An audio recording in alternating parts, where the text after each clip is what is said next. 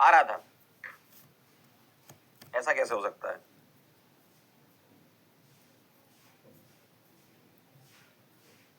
चलिए चलिए चलिए, कुछ लोगों को नहीं दिख रहा होगा, ठीक। तो मैं आपसे बात कर रहा था कि लेजर फोकस स्ट्रेटजी क्या होती है। जैसे कोई भी टॉपिक है ना, मान लो आपका एक लेक्चर हुआ, उस लेक्चर के अंदर आपको जो टॉपिक है वो लगभग लगभग ऐसा मान लीजिए, अगर ठीक ठाक लंबा चौड़ा टॉपिक है तो वो 20-30 मिनट ले जाता है, और कोई सिंपल सा टॉपिक है तो वो 10 मिनट के अंदर खत्म हो जाता है। तो अगर आप रिवाइज जब करें, मान लीजिए आपके पास एक लेक्चर आया, तो सर उसका रिवीजन कैसे करें? जैसे आज के ही एग्जांपल से मैं बता रहा हूं, मैंने आपको चेन आइसोमेरिज्म और पोजीशन आइसोमेरिज्म पढ़ाना है, ठीक है, बाकी छोटा मोटा तो बेसिक है वो 2-5-10 मिनट का। अब चेन और पोजीशन आइसोमेरिज्म की अगर मैं बात करूं तो 10-10 मिनट में ये आप इसको रिवाइज कर सकते हो पढ़ने के बाद।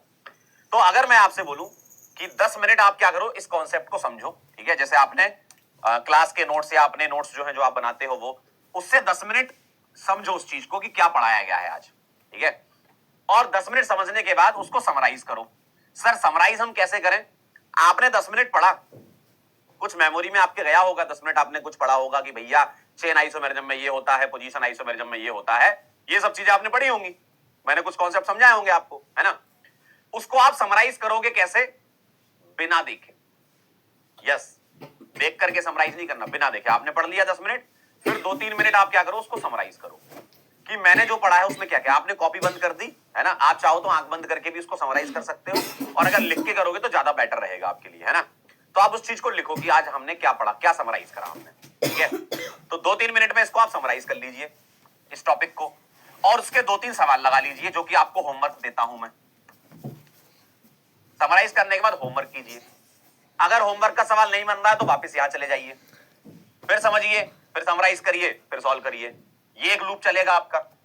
और अगर आपने 2-3 क्वेश्चन सॉल्व कर लिया, आपको समझ में आ गया, सब हो गया, सर मैंने कॉन्सेप्ट समझ लिया, सर मैंने उसको समराइज भी कर लिया दिमाग में कि इसमें ऐसा होता है, और उसके क्वेश्चन सॉल्व कर लिए, तो आप अगले स्टेप पर आ जाइएगा।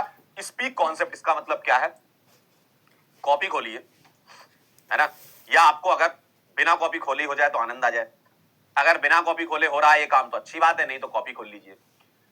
उसमें क्या करिएगा आप ऐसा समझिए कि आपको सामने कोई बंदा बैठा है आपके, और आपको उसे समझाना है, और आवाज दे दे के समझाइए, मन में नहीं।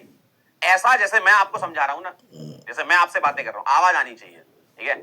तो आवाज देकर के आप उसको समझाइए उस चीज को। आप ये समझ लीजिए कि आपके सामने आपका दोस्त बैठा हुआ है, ठीक है, या कोई भी बैठा हुआ है, आपको उसे समझाना है कि भैया चेन आइसोमेरिज्म क्या होता है, मैं तेरे को समझाता हूं, है ना। घर वाले भले ही तुम्हें देख लेंगे तो पागल बोलेंगे, लेकिन ठीक है वो भी कहेंगे कि भाई सिलेक्ट हो जाएगा तो आप क्या है, मतलब थोड़ा पागलपन भी आना चाहिए इसमें, है ना। तो आप उसको कीजिए।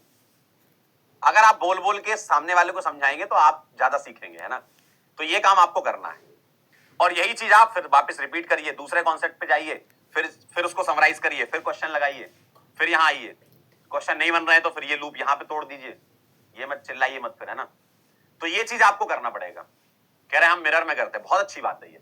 आप चाहो तो मिरर में खड़े हो जाओ, अपने आप को समझाओ कि भाई देख तुझे मैं समझाता हूं, सामने वाला भी तुम्हारा वो भाई है दूसरा है ना।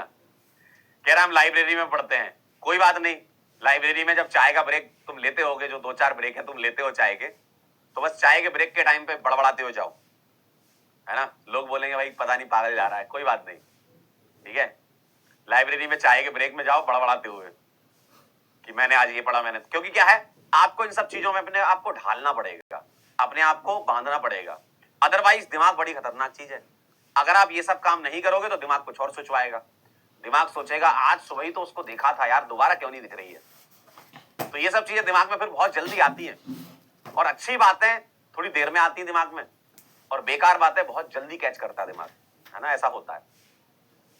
तो अगर आपको उस चीज से बचना है तो आपको इफेक्टिव यूटिलाइजेशन करना होगा अपने माइंड का, ठीक है। इसलिए क्या होता है, कई बच्चे नहीं बोलते कि सर बहुत ज्यादा एंजाइटी हो रही है, थोड़ा डिप्रेशन में जा रहे हैं, बहुत ज्यादा पीछे की चीजें याद आ रही है। वो इसलिए आती है क्योंकि आप क्या बैठ के सोचते हो। सोच के कभी नहीं पढ़ना, लिख लिख के पढ़ना है, क्वेश्चन प्रैक्टिस करनी है, कॉन्सेप्ट देखने हैं, इन्वॉल्व होना उसमें। अपने दिमाग को समय मत दो किसी दूसरे के बारे में सोचने के लिए, बाकी जब समय आएगा तब सोचेंगे, है ना, ठीक है। जब समय आएगा तब सोचेंगे, अभी नहीं सोचना आपको। ठीक, कह रहे हैं भैया अस मूवमेंट, हाँ ऐसे ही होता है भाई ऐसे ही होता है भाई जब जब दिख जाती है तो दिन बहुत अच्छा जाता है। क्यों? जब नहीं दिखती तो ऐसा लगता है सूना सूना सा हो गया जीवन। बेटा इसी को कहते हैं नरक में जाना, ये नरक का द्वार खोलता है ये। और गरुड़ पुराण में इसके लिए सजा है, गरुड़ पुराण में इसके लिए सजा है भाई। ऐसा अगर तुम सोचते हो अपना काम ना करने के लिए, एक सजा होती है अपना काम ठीक से ना करने के लिए। ठीक है, तो सजा तुम्हें मिलेगी भाई फिर बाद में। इसलिए अभी सुधर जाओ और फोकस करो पूरा पढ़ाई पर। ठीक है, और अभी से भी आप अगर मान लो स्टार्ट करते हो तो एक लेवल तक तो आप पहुंच ही सकते हो, है ना। क्योंकि देखो काफी बच्चे शुरू से पढ़ते हैं, वो आपसे काफी आगे हैं, लेकिन उनके बारे में हमें नहीं सोचना। हमें ये सोचना है कि अब हम आप यहाँ से स्टार्ट कर रहे हैं तो अब हम यहाँ से कहां तक जा सकते हैं। तो अपनी लिमिट के हिसाब से आप जितना अचीव कर सकते हो, आप इनपुट डालोगे आपको आउटपुट मिलेगा। ठीक है, बस मेहनत करते रहिएगा। क्लियर है? करें स्टार्ट। और मजा आने वाला चैप्टर में, आइसोमेरिज्म बहुत धमाकेदार चैप्टर है, खूब सारे कॉन्सेप्ट इसके अंदर है ना। करें स्टार्ट कह रहे हैं हाँ सब कृमि भोजनम ओ भाई लगता है परिचित देख ली तुमने चलिए, तो ये चीज ध्यान रखिएगा आप, है ना। आगे बढ़ता हूं मैं, रखते होंगे, है ना। अब सर अलग अलग प्रॉपर्टीज किस वजह से हो सकती है? क्या एक ही मॉलिक्यूलर फॉर्मूले के दो कंपाउंड एग्जिस्ट कर सकते हैं क्या? 2 3 4 5 कर सकते हैं क्या? बताओ, हाँ या ना, बोलो, बोलिए। क्या एक ही कंपाउंड के, क्या एक ही कंपाउंड के दो कंपाउंड, एक ही मॉलिक्यूलर फॉर्मूले के दो कंपाउंड, 3 कंपाउंड, 4 कंपाउंड एग्जिस्ट कर सकते हैं क्या? बताइए, हाँ या ना, कर सकते हैं क्या?